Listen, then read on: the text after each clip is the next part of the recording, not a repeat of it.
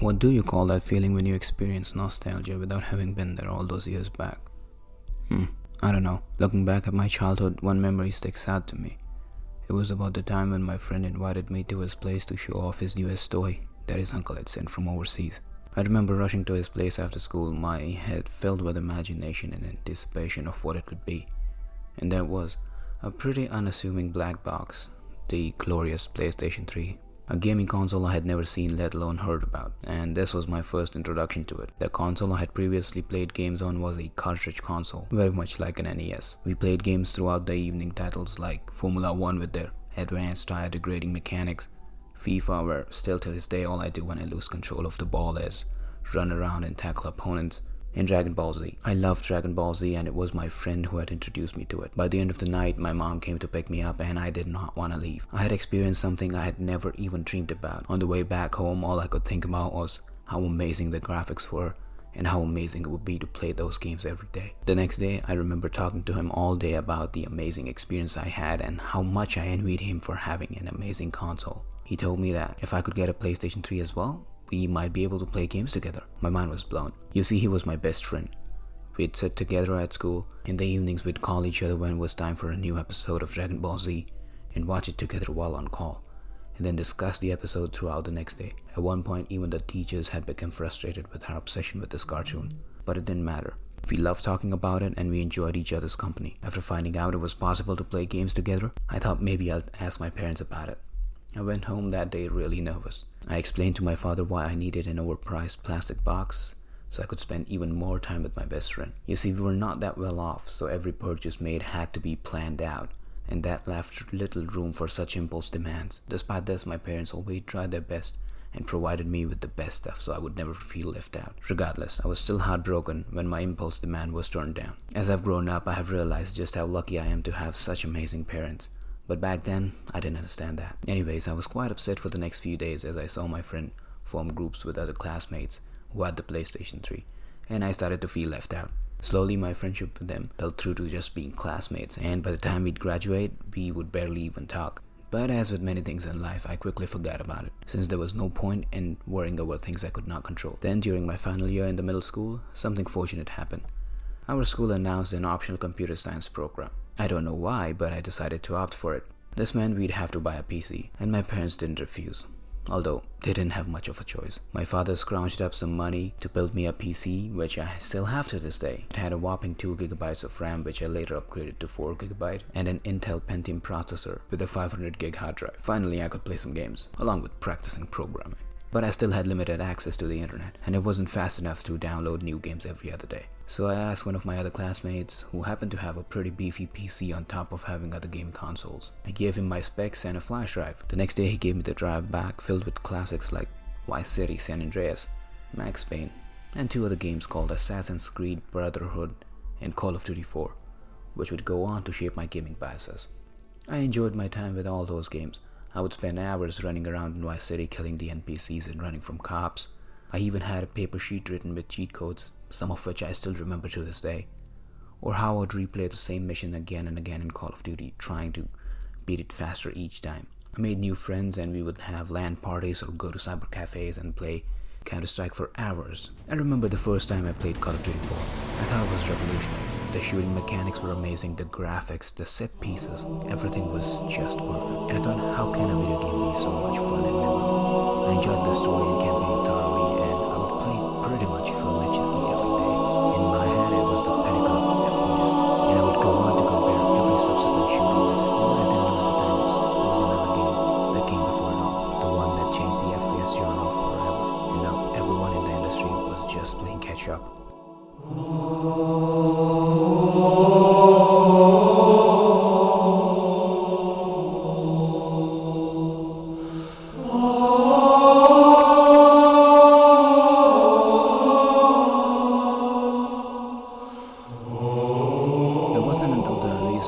Chief Collection on PC that I thought about playing the Halo games, and I'm very much pleased with this decision.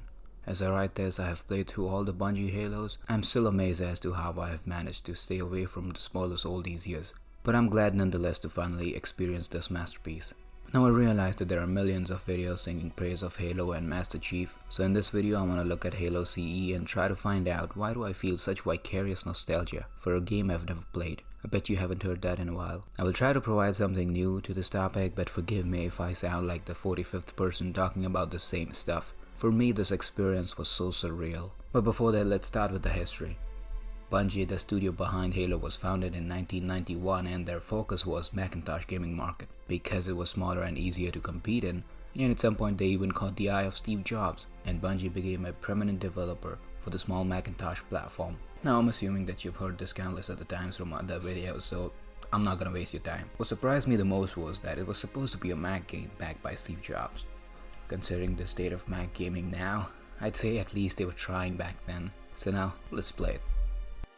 I debated whether to play it on Legendary for my first playthrough, but ultimately decided against it. After finishing the game, I did go back for a Legendary run, but I got a terrible autosave on one of the levels and I kept dying again and again. So, normal it is for me.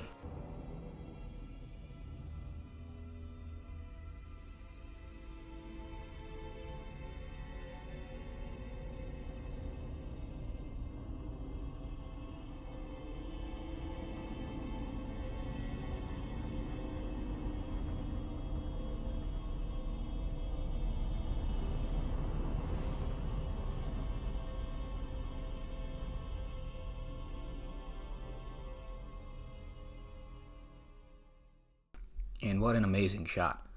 I know that this game is over 2 decades old and this is a remaster, but some of the shots in the game still look amazing to the day. A stereotypical military dude who is giving pep talk to his soldiers like in Full Metal Jacket. That's Al Johnson. I initially wrote him off as just another NPC, but as the story progressed, he was someone who I ended up loving and wanted him more on the screen. And there he is, the man we've all been waiting to see, complemented by such an amazing score. As the game is making us go through the tutorial section, I want to talk about Master Chief a little. I didn't really know much about him, except for the fact that he was a super soldier in a cool suit of armor. Now without reciting the whole Halo wiki, I just want to point out something that I found amazing. You might not have known that Johnson was a Spartan 1, a Spartan predecessor of sorts to Chief. This was before they found out that it was easier to indoctrinate children. That makes him even more badass, and it makes all the more sense why Chief respects him so much. We get escorted to the helm of the ship where we meet up with Captain Keyes and Cortana. We are briefed about the situation and we have our objectives. Good to see you, Master Chief. Things aren't going well. Cortana did her best, but we never really had a chance. A dozen Covenant superior battleships against a single Halcyon-class cruiser. With those odds, I'm content with 3, make that 4 kills. Sleep well? No thanks to your driving, yes. So you did miss me. Report! It must have been one of their boarding parties. I'd guess an antimatter charge. Ma'am! Fire control for the main cannon is offline! Captain, the cannon was my last offensive option. All right, then. I'm initiating cold protocol on Hootsie. We're abandoning the Autumn. That means you too, Cortana. While you do what? Go down with the ship? In a matter or so. The object we found, I'm gonna try and land the Autumn on it. With all due respect, sir, this war has enough dead heroes. I appreciate your concern, Cortana, but it's not up to me. Protocol is clear. Destruction or capture of a shipboard AI is absolutely unacceptable. That means you're leaving ship.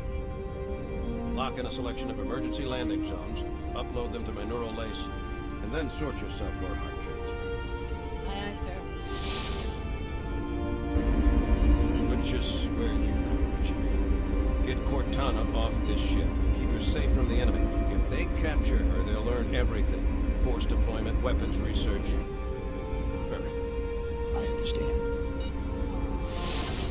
The Autumn will continue evasive maneuvers until you initiate a landing sequence. Not that you'll listen, but I'd suggest letting my subroutines handle the final approach. Excellent work, Cortana. Thank you. Are you ready?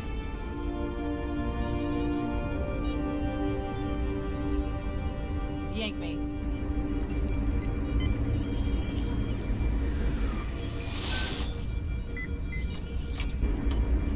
Good luck, Master Chief. Protect Cortana and prevent the enemy from finding out about Your Earth. architecture isn't much The enemy different from Covenant is already on board, so time to get going. Since I had a lot of time and this scene bugged me quite a bit, I tried looking up to see if there was an unwritten rule for any Navy commanders. My extensive search didn't yield any significant results. The next best thing I could find was this post from a supposed soldier, stating that even though commanders could have weapons and use them in a confrontation, their primary weapon and most effective weapon would be the battalion of soldiers they have trained. Anyways, with this we get our first taste of combat, and it didn't take much for me to get used to controls. Having played a lot of shooters, I feel right at home. However, not being able to sprint did surprise me at first, but it didn't bother me too much and I was soon used to it. Looking back at the gameplay, I found that I kept crouching while trying to shoot. This was just an instinct, as I played a lot of Counter-Strike, and now I go on the assumption that crouching would make my shots more accurate. One other thing that surprised me was the lack of scoping. What I mean is that in all the FPS I've played until now, right-click would scope in on the enemies. This was very much missing here, except for some special weapons. But it didn't bother me too much, and this is where I accidentally hit tab and found out that there was an alternate graphics setting. I was surprised by it, but after a while I did forget about it, primarily because I was too invested in the story. The enemy variation is good, but this is also the first level, so I can't decide much. But the leads are the ones who I suspect would give me the most trouble as the game progresses. I did try to sneak up on him, but failed. And this part really shows how desperate the Covenant are and how big of a threat Master Chief seems to them. I'm absolutely loving all the little ways in which the game makes us, or rather Master Chief, feel like a force larger than life. This is very much akin to how God of War or Doom Eternal uses NPC conversations to make the player feel invincible. We make it to the escape pod just in the nick of time, and I must say, it has to be a video game curse. Although, maybe he just flopped around in the pod killing everyone. That would be hilarious.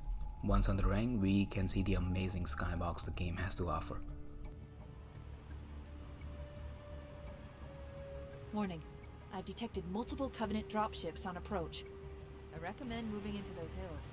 If we're lucky, the Covenant will believe that everyone aboard this lifeboat died in the crash.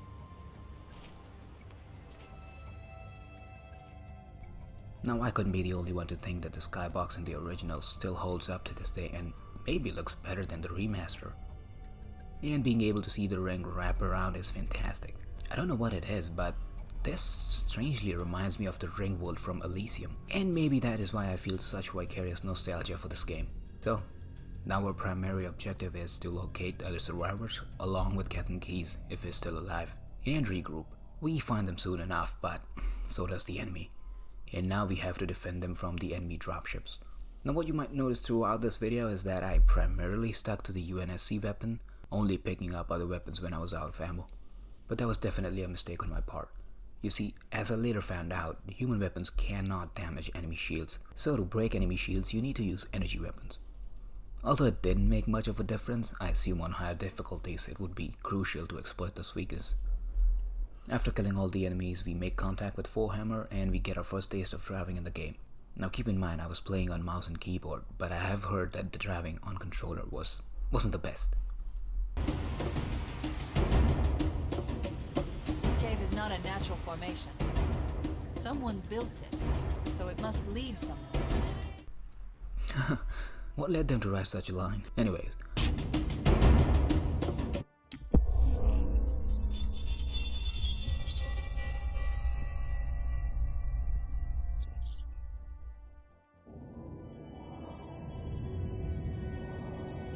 I am experiencing such a mixture of anticipation and dread. All preparations are complete for my installation. In accordance with the final dictum of the Ecumene Council, I have released myself of all remaining connections to my former station. This was not difficult. What was could never be again. We had seen to that quite thoroughly. Prior to my final journey through the Great Portal, a gathering of my fellow monitors was convened upon the Lightworkers' Crèche to distribute the final index collection.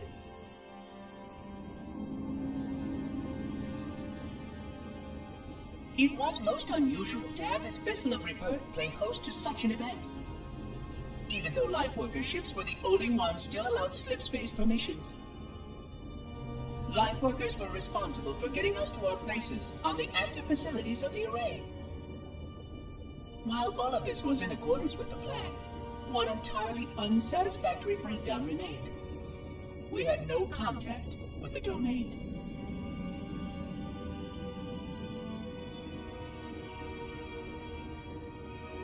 the history of all Forerunners was now lost to us.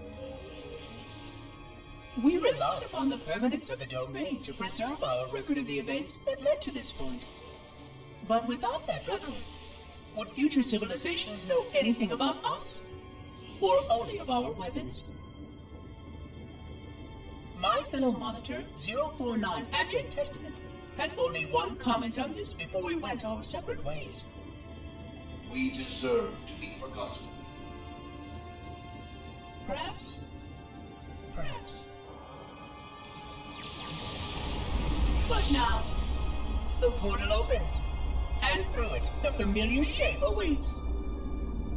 Halo. Home. In the tunnels, we find out one of these terminals. It doesn't make much sense. For now, at least. Get out of the cave and start looking for other survivors. The game gives us freedom to look for them in any order we want, which is nice. And once we have our final group, Forehammer contacts us again with a positive lock on the location of Captain Keyes.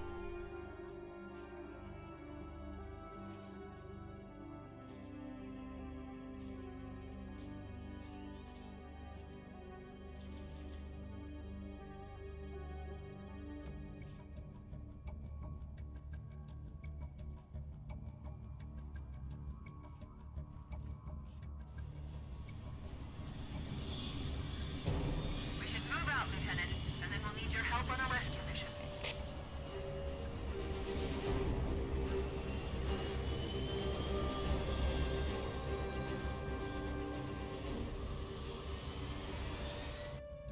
On one of their cruisers, the Truth and Reconciliation.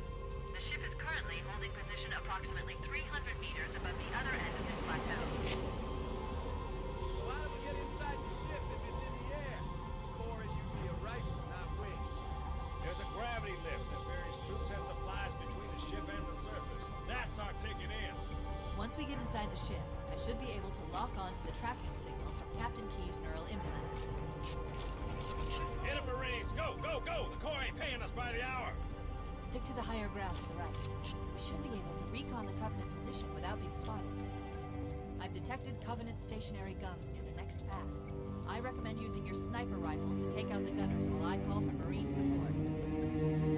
Get ready to move in to support us, Sergeant. The Master Chief is going to covertly take out as many of the Covenant as he can. Don't open fire until you hear the enemy return fire on us. So, the captain is on board the Covenant ship Truth and Reconciliation. Amazing name, by the way. And the ship is midair. So we have to use gravity lift to get on board. As instructed by Cortana, we need to sneak to the lift, but then we are given a sniper. Girls really love giving mixed signals.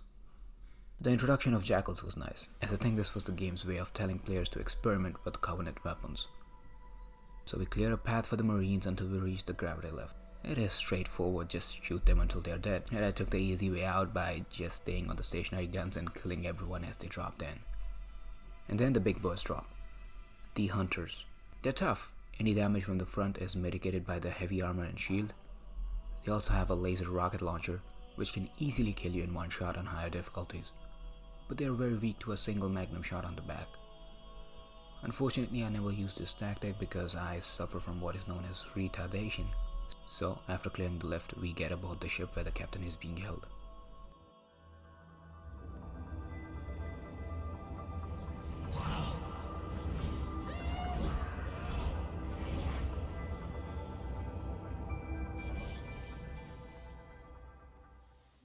This is where the game introduces yet another enemy type, the Cloaked Elites. Not very difficult to deal with, very similar to regular elites, except they're cloaked. And this is where I got stuck playing on Legendary the first time. This time around it was pretty easy. After killing a few waves of Covenant, we finally make our way to where the captain is. We can hear the relief in the soldiers' voice when they see us.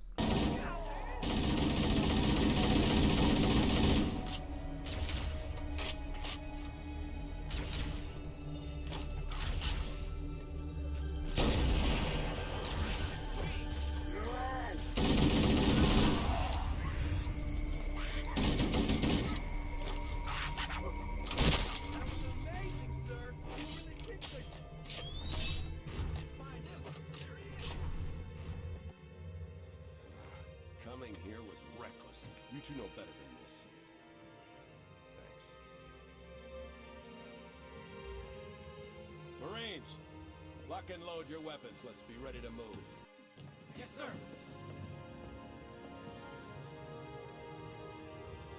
While the Covenant had us locked up in here, I overheard the guards talking about this ring world.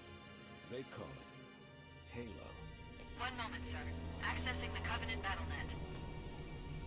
According to the data in their networks, the ring has some kind of deep religious significance. If I'm analyzing this correctly, they believe that Halo is some kind of weapon, one with vast, unimaginable power. It's true. The Covenant kept saying, whoever controls Halo controls the fate of the universe. Now I see. I have intercepted a number of messages about a Covenant search team scouting for a control room. I thought they were looking for the bridge of a cruiser that I damaged during the battle above the ring. But they must be looking for Halo's control room. That's bad news. If Halo is a weapon, and the Covenant gain control of it, they'll use it against us and wipe out the entire human race. Chief, Cortana, I have a new mission for you. We need to beat the Covenant to Halo's control room. Marines, let's move. Yes, sir. Okay, sir. Chief, you have the point.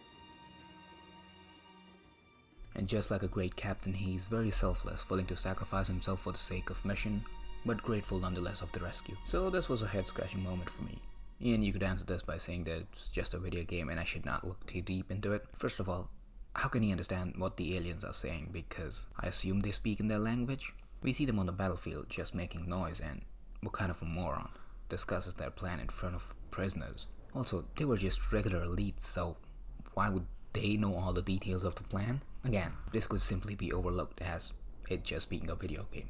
Anyways, Cortana is able to find out that Halo is actually a weapon instead. All this while I thought that Halo was a planet or a world where the Covenant could live, and I'd assumed that the reason they wanted to know about the Earth was because their homeworld was destroyed, very much like Krypton, and they wanted to find another habitable planet for their species. But I was wrong. Our updated objective is to prevent the Covenant from gaining control of the Halo, so we go to the shuttle bay and commandeer an enemy ship or our escape.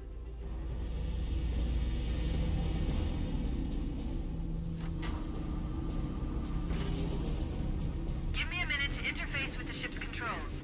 No need. I'll take this bird out myself. Captain! Hunter! Hang on.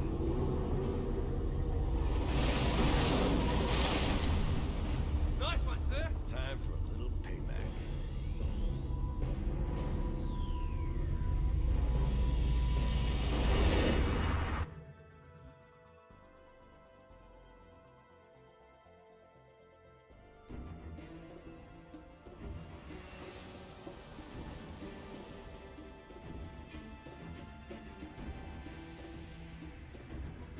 The Covenant believe that what they call the silent cartographer is somewhere under this island. The cartographer is a mapper who can lead us to Halo's control center. The island has multiple structures and installations. One of them contains the map room. We're approaching the LZ! It's gonna be hot! Get set to cone out, please! Touchdown! Hit it, Marine!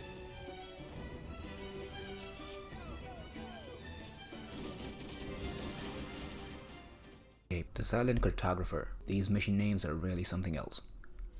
So Cortana tells us that the silent cartographer, as the name might suggest, has a map of Halo, which can lead us to the control panel, which naturally controls the whole ring. This feels very much like a mission on the battlefield where we have to gather intel. I am loving it so far. We make it to the structure, which might house the cartographer, and find another one of these terminals. Here we find out a little bit more about the monitor and the Halo. So if I'm not mistaken, many centuries ago, there were these monitors who were each assigned to their respective Halos, and they were to communicate with each other at regular intervals to make sure everything was good. So the monitor of this Halo goes into hibernation in between contacts with the other Halos, and when it wakes up, it finds that life has grown on the ring and starts experimenting on it to see how it reacts. This for me was very interesting, because as an engineer, I feel like I understand the monitor's curiosity, as my student life consisted of creating AI models and letting them grow for a while, and then putting them in different scenarios to see how they might react, until I would ultimately record the data and then terminate the program altogether. Then I would use the data to form yet another model, and this cycle would continue until something unexpected happened, or I got the result I always wanted. We would joke, me and my classmates, that if the machines ever became sentient, they would definitely take revenge on us for the things that we used to do. Just felt like you should know that. After killing some more, we make it to the building and we encounter 2 hunters. And again, due to my retardation, I couldn't kill them by just shooting them in the back. But I somehow managed to get stuck on the ledge. It did help on killing them though. I thought this was where we were supposed to go, but it's all good.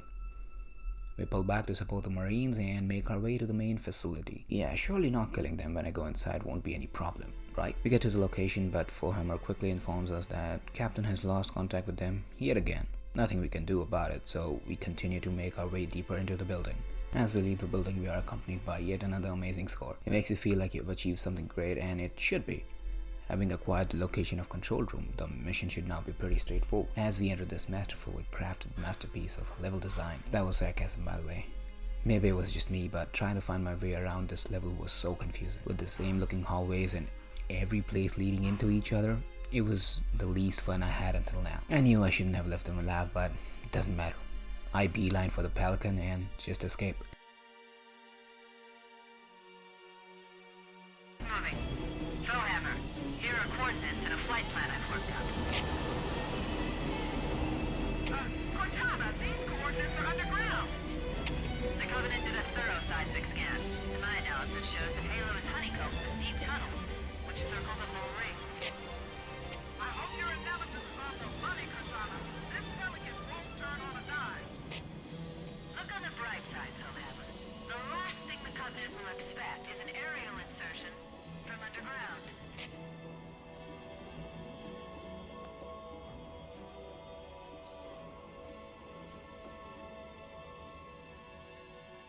Now that is some Sun Tzu type shit. Oh man, I thought we were done with the same looking areas. Well, at least there are these arrows to point the way. I'd have been completely lost without them.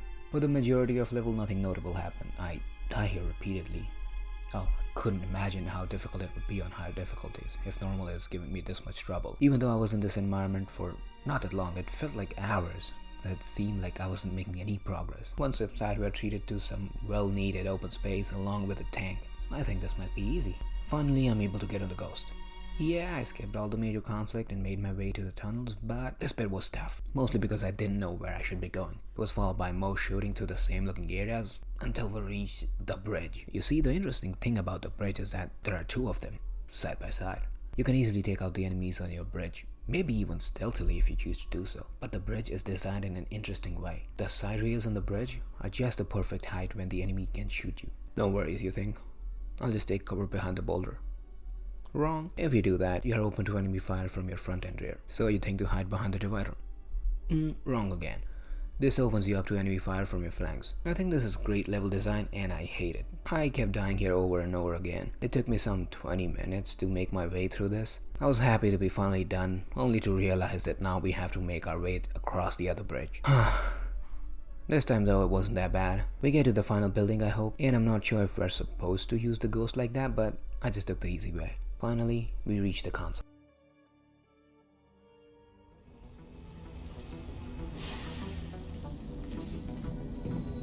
This is it. Halo's control center.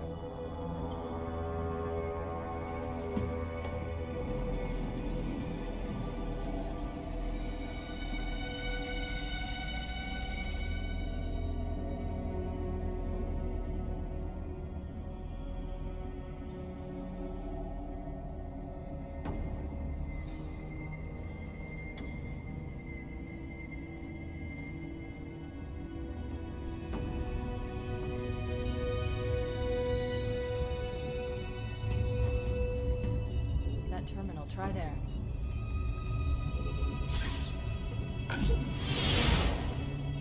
You all right? Never been better. You can't imagine the wealth of information. Knowledge, so much, so fast. It's glorious. So, what sort of weapon is it? What are you talking about? Let's stay focused. Halo, how do we use it against the Covenant? This ring isn't a cudgel, you barbarian. It's something else. Something much more important. The Covenant were right. This ring can It's Forerunner. Give me a second to access. Yes, the Forerunner built this place, what they called a fortress world, in order to... No, that can't be. Oh, those Covenant fools. They must have known. There must have been signs. Slow down. You're losing me. The Covenant found something. Buried in this ring. Something horrible. And now, they're afraid. Something buried. Wait. The captain. We've got to stop the captain. Keys? The weapons cache he's looking for. It's not really... We can't let him get inside. I don't understand. There's no time. Get out of here. Find keys. Stop. As soon as we plug Cortana into what is supposed to be the mainframe, she gets access to all the information, much more than she already had. And I guess this would be an absolute dream for any AI. I love how they've made Cortana so emotive. We all know that she's an AI and doesn't feel emotional like humans do, but that little extra attention adds way more depth to these cutscenes. In that well of information, she finds out something that freaks her out. After a bit of rambling about what the Covenant might have found out, she tells us to go to the captain's location before it's too late. And even though the chief doesn't fully understand her, he trusts her enough to just do what she's told him. So now we have to look for Captain Keyes. This mission starts off differently than the others. We can see the Covenant running in the direction of the Pelican. At first I thought it was just rushing to kill us, but the more I looked, the more I found out that there were no elites. Only grunts or jackals, and they seem to be running away from something rather than trying to rush us. Even though I didn't actively think about all this, my brain subconsciously noticed these details, and when the time was right, all the pieces just fell into the place and it all started to make sense. As the level progresses, you start to feel something is not right, along with the music, which is very quiet, only picking up in some places to raise the tension, and the vast empty environments all together help build up suspense. When you run into an enemy, they don't shoot at you first. They seem to be lost, unsure of what to do. We of course don't know why yet. Occasionally we can see the radar lighting up with friendly signatures, and I'd assumed that it was Captain Keyes and the squad we were looking for, but then we'd get nothing. Just past the crashed Covenant ship, we can see the enemy running out of the building, echoed by the assault gunfire. This is a sure sign that we have found our lost Marines, but as soon as I turn the corner, I only find empty corridors. Once inside, an elevator comes up. Okay, I think the Marines have gone down. We get on the left and go down. All this while the tension has been building, and it is aided by the music, or rather the lack thereof. Once inside again, we find Covenant, but in small groups, and the absence of elites is very obvious. Something has to be off. The game introduced elites from the first mission, so their absence is very off-putting. We make our way through the building, occasionally coming across the horrific sights of corpses and bloodied hallways filled with Marines and Covenants. We find this completely hilarious soldier. He seems to be suffering from shell shock, so I do the right thing and just let him be. Stay back! Stay back! You're not turning me into one of those things! I'll blow your brains out! Get away from me! Ah! Ah! Don't touch me, you freaks! I won't be like you. I'll die first! Monsters are everywhere! Play dead! That's what I did. Play dead. They took the live ones. Oh God, I can feel the river. Monsters! Ah! Ah! Ah! Ah! Just leave me alone! There goes Sandy. Oh God.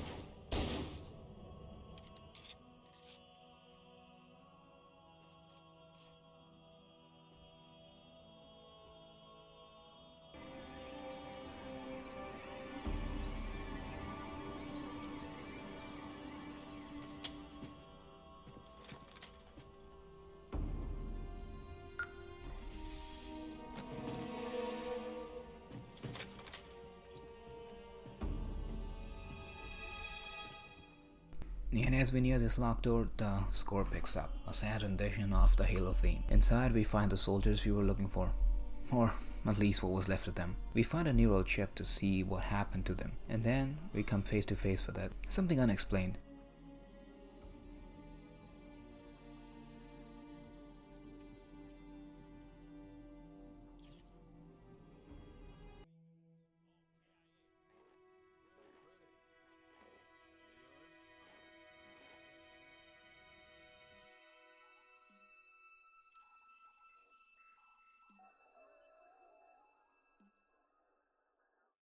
Right, well, let's get this door open. I'll try, sir. But it looks like these Covenant worked pretty hard to lock it down. Just do it, son. Yes, sir.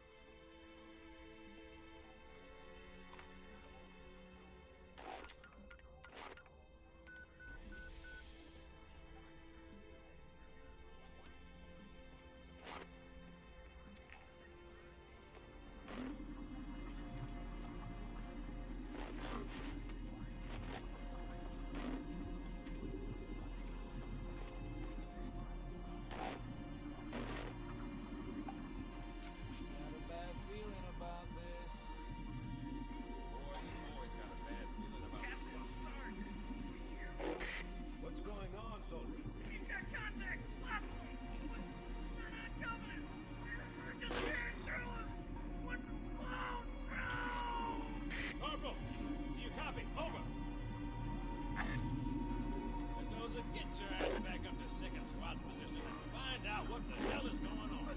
I don't have time for your lip, soldier. I gave you an order. What is that? Where's that coming from, Mendoza? I don't... There! Get out!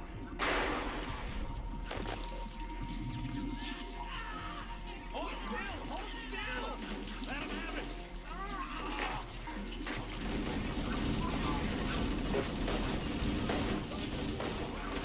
Damn it, Jenkins! Fire your weapons! You're too easy, sir! Don't even think about it.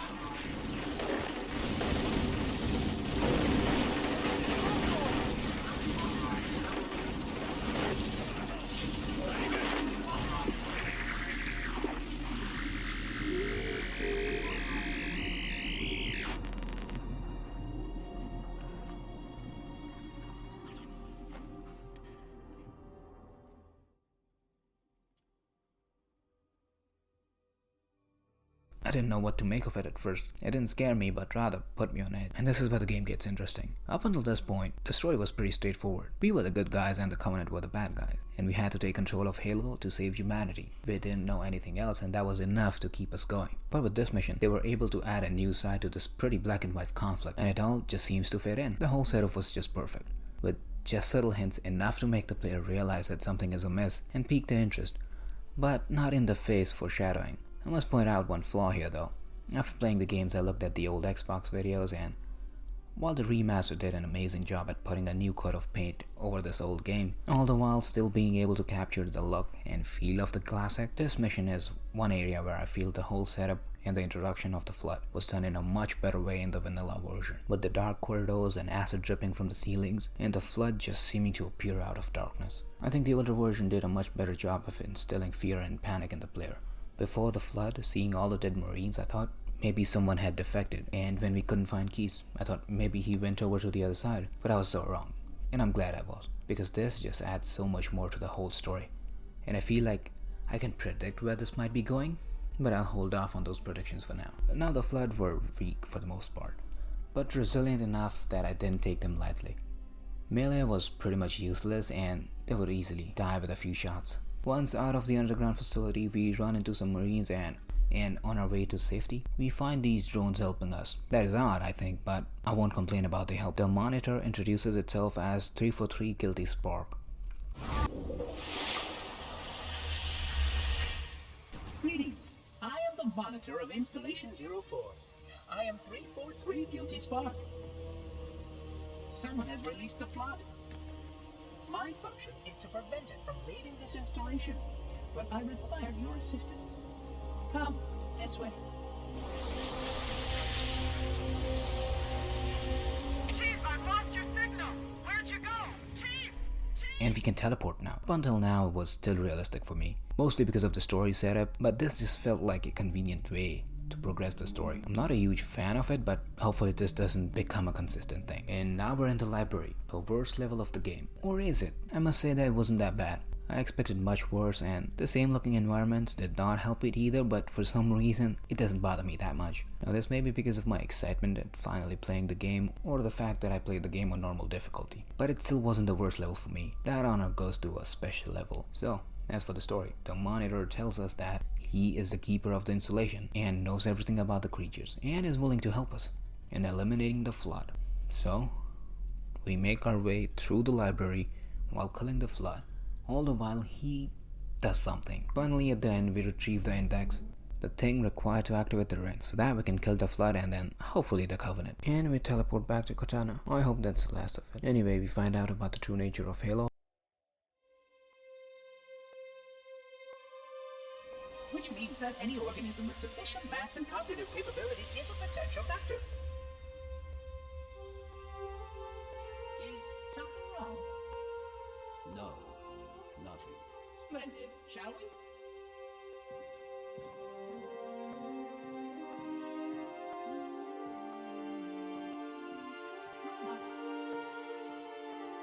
Unfortunately, my usefulness to this particular endeavor has come to an end. Protocol does not allow units with my classification to perform a task as important as the reunification of the index with the core. That final step is reserved for you, Reclaimer.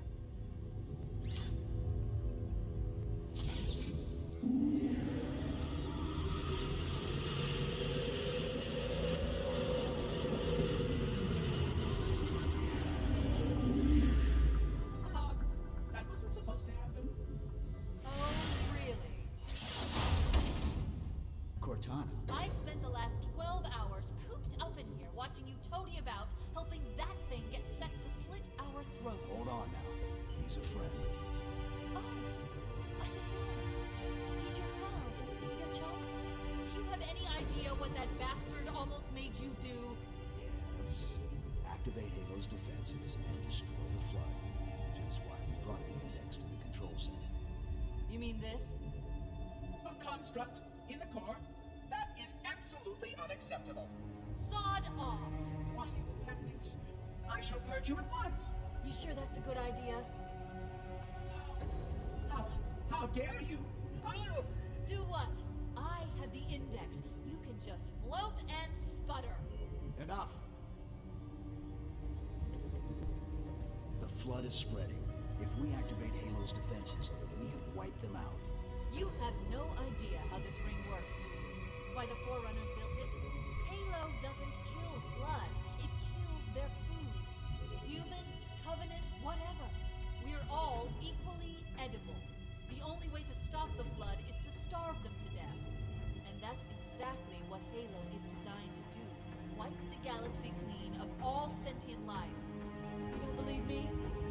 Ask him.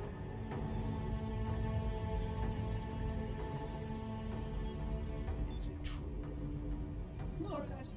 Technically, this installation's pulse has a maximum effective radius of 25,000 light years. But once the others follow suit, this galaxy will be quite devoid of life. Or at least any life with sufficient biomass to sustain the flood. You already knew that. I mean, how could you? Left out that little detail, did he? We have followed outbreak containment procedure to the letter. You were with me each step of the way as we managed this crisis. Chief, I'm picking up movement. Why would you hesitate to do what you've already done? We need to go right now. Last time you asked me if it were my choice, would I do it? Having had considerable time to ponder this, my answer is not changed. It was their choice. We must activate the ring. Get us out of here. If you are unwilling to help, I will simply find another. Still, I must have the index. Give your construct to me. So it becomes clear that the Forerunners, the ancient civilization before humans, Covenant and everything, had encountered the flood as well. So if I'm not mistaken, they didn't know where the flood came from. So then how can they be so sure that starving them would kill them?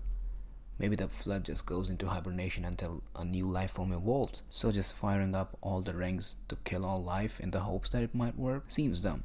Also, did all the Halos have flood on them, or maybe we just got unlucky and we landed on the one that had flood? I hope these questions get addressed in the subsequent games, but we'll see. So the 3 for 3 turns on us. Who would have guessed? As for making our escape, Cortana comes up with a plan to deal with the Halo and the flood. First, to destroy the ring, we could use the Pillar of Autumn's engine to overheat itself and blow itself, and the ring along with it. But before we do that, we need to make sure that 3 for 3 doesn't fire the ring. So we destroy the pulse generators of the ring to buy us time to reach the Pillar of Autumn. The story seems to be a bit rushed. Maybe that, or just the thought of this game finishing, is scaring me a little.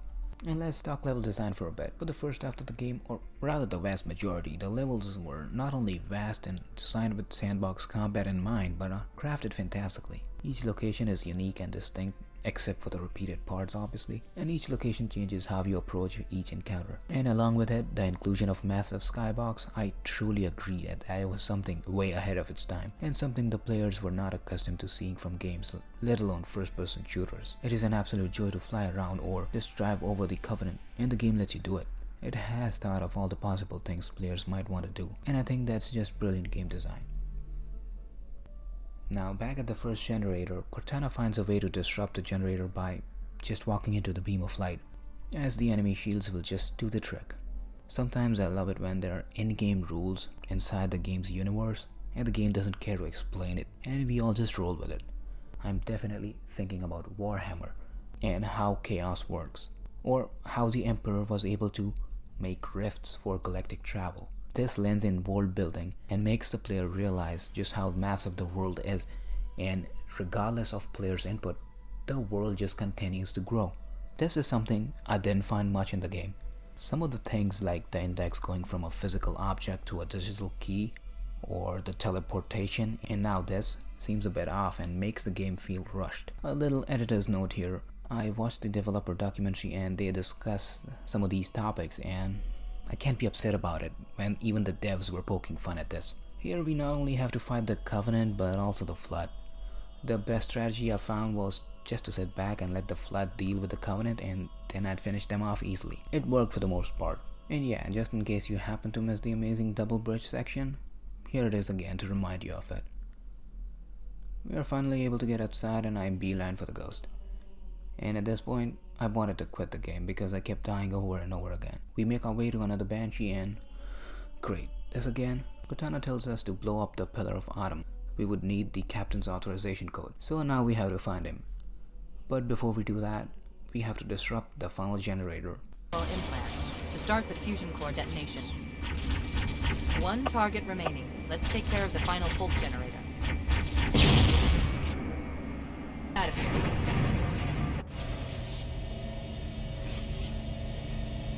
Let's find a ride and get to the captain. No, that'll take too long. You have a better idea? There's a teleportation grid that runs throughout Halo. That's how the monitor moves about so quickly. I learned how to tap into the grid when I was in the control center. Unfortunately, each jump requires a rather consequential expenditure of energy. Something tells me I'm not gonna like this. But I'm pretty sure I can pull it from your suit without permanently damaging the shields. Needless to say, I think we should only try this once. Do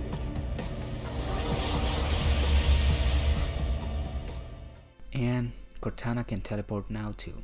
Great. There's some interference from the cruiser's damaged reactor. I'll bring us in as close as I can.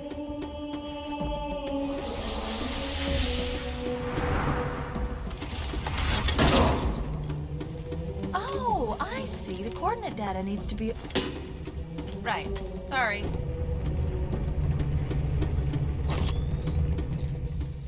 I have absolutely loved the dynamic these two share. It's just so good. I hope nothing happens to them in the future. So, we're on the Covenant ship and we have to find Captain Keyes. Once close enough to his location, he contacts us again and tells us to get out of there. And at this point, I'm pretty sure everyone saw it coming that Captain Keyes had turned into Flood. Looks like another shuttle bay. We should be able to reach the control room from the 3rd level. I gave you an order, soldier. Now pull out! He's delirious. In pain. We have to find him.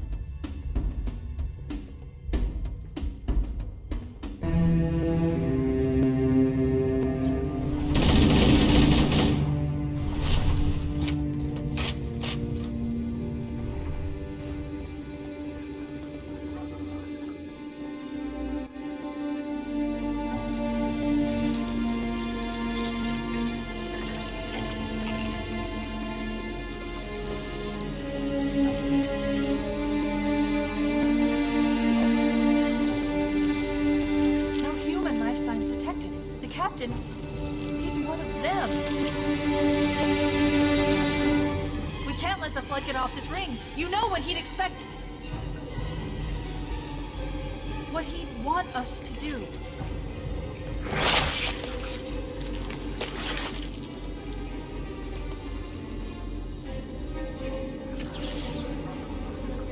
It's done. I have the code. We should go. We need to get back to the Pillar of Autumn. Let's go back to the shuttle bay and find a ride.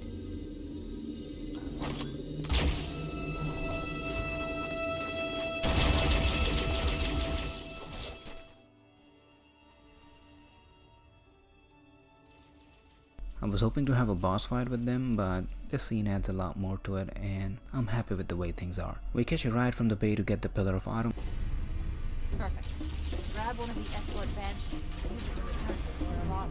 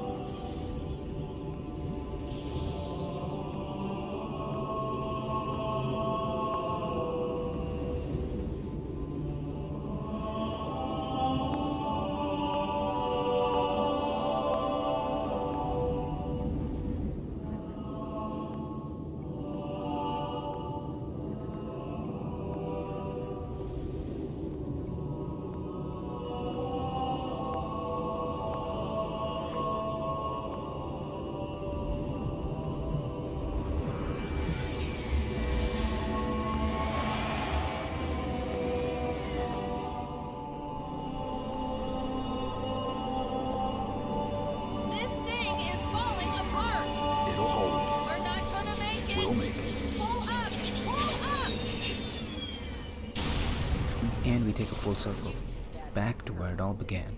Ah, I just love them. This was the level where I spent an absurd amount of time just running around in circles because of the amazing level design. So the plan is simple. Overload the engine and it will blow up along with the ring. I leave home for a few days and look what happens. This won't take long. There. That should give us enough time to make it to a lifeboat and put some distance between ourselves and the detonation. I'm afraid that's out of the question. Oh, Ridiculous! And you would imbue a warship's AI with such a wealth of knowledge? Wouldn't your weapon likely capture or destroy?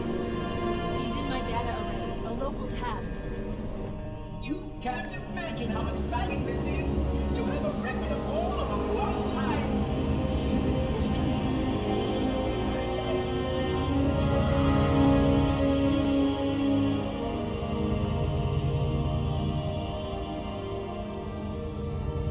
Oh, how I will enjoy every moment of its categorization. To think that you have destroyed this installation as well as this record. I am almost too shocked. Restart the self-destruct series. Why do you continue to fight us, Reclaimer? You cannot win.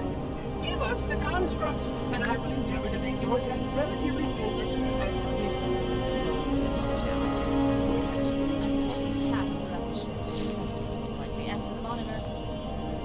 He's in engineering. He must be trying to take the core offline. Even if I could get the countdown restarted, I don't know what to do. How much firepower would you need to crack one of the engine shields? A well-placed grenade, perhaps, but why?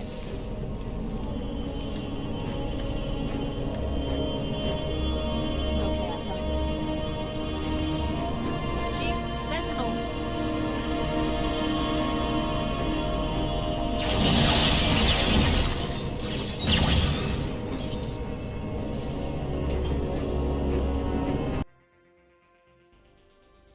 Pretty straightforward.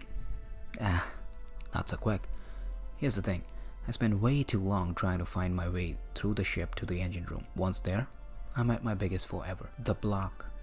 I was stuck on this for over 35 minutes trying to get on top of this block and get across, all the while yelling at my screen, providing very good entertainment for my friends. Finally, I was able to get up and launch a grenade at the vent, and now I have to do it 3 more times. I guess it's back to the block again. After 15 minutes of more agony, my friend took pity on me and showed me that there was an alternate route up to the console. The guy saw me suffer for the better part of an hour before he decided to jump in and try to help me.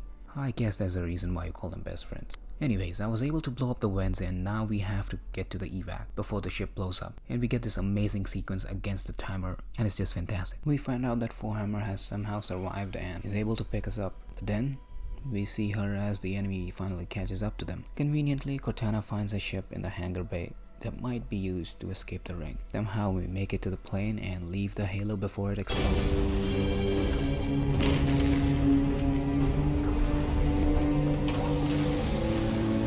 We're cutting it close!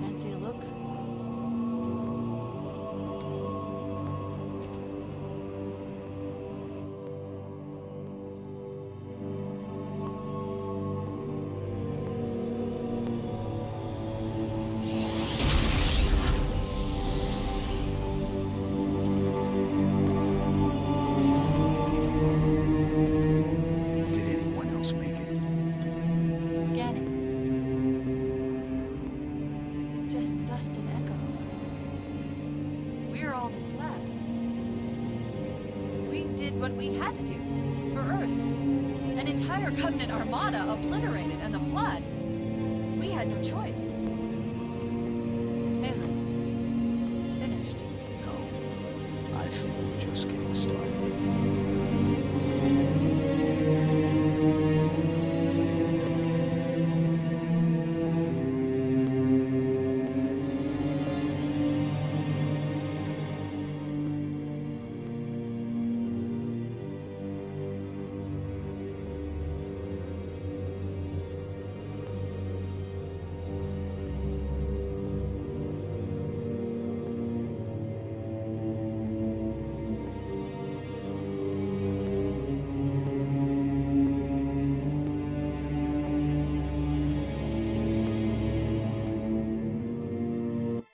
I guess this was foreshadowing at how big the Halo has become.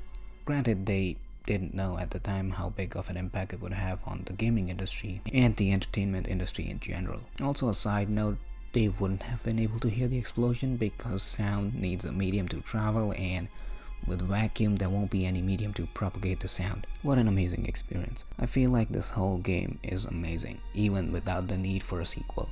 If we look at the story of the Halo, it's incredibly simple and nothing groundbreaking. You're a super soldier with an AI companion, and you need to take control of a station that the bad guys might use to kill humans. This is as bare bones as it gets. But I think what helps the story the most is the cast of amazing characters. Let's talk about Master Chief. He's a man of few words, but anytime he talks, it's worth listening to. He is great at his job, and even though the players don't know it yet, but the Chief had undergone a lot of hardships to reach where he is. And he is still very humble. Next is Cortana. She is the polar opposite of Chief. She is loud, witty, and always guiding the players and Chief towards their next goal. And I think this complete difference in their personality is what makes their dynamic so fun. Next we have Johnson. He's an amalgamation of these two, Chief and Cortana. He has seen tough times, but is outspoken and funny. And each scene he is in is just memorable and fun. Next, Captain Keyes. A pretty straightforward captain, the by-the-books kind of guy who is worth following, and his death, although a bit predicted, was still a punch in the gut. And lastly, how can we forget about the Covenant? We don't get to know much about them, but the interaction we have with them on the battlefield, with the grunts yelling and running around and the elites jumping around, it is all very entertaining. And how can we forget about the Flood? Even though they were introduced in the latter half of the game, they managed to make a huge impact on the story and this universe going forward. The other thing is, its story. Nothing groundbreaking. A simple story of a super soldiers trudging through hordes of aliens so that humans live to fight another day. But sometimes the story doesn't need to challenge the system, or make us question about morality of a situation, or teach us politics. It could be a simple story of one against many and still be entertaining. And this isn't proof of that. After playing Dragon Age and The Witcher 3, where there are intriguing quests with branching paths that make us question about morality and honor, this simple story pleased me a lot. My only gripe with the game was the reuse of a lot of same levels. Even though we now know that Bungie was rushed by Microsoft to be able to meet with the launch of Xbox, it is still something I feel holds the game back. Other than that, I can't say I have anything else to complain about. It is a near perfect game for me, and I think it was way ahead of its time in introducing the mechanics that have become the industry standard for the first-person shooters. And I think it is really difficult to replicate this amount of success and influence in today's day and age. Now, I didn't talk much about the multiplayer games, and going forward I won't talk about them either, because I'm neither good at it nor have friends who are free all the time to play the games with me. So that will be all. If you're still watching this, then you're a legend, and I thank you for that. If you like that, you should definitely stick around. I have a lot of things to talk about, a lot of different games, so you won't be disappointed. And forgive me if I repeated the same things you've all heard. Before I leave you guys, I just have one question. What if there was a flood spore on the ship the Chief used to escape? I don't know. Well, I guess we'll find out next time.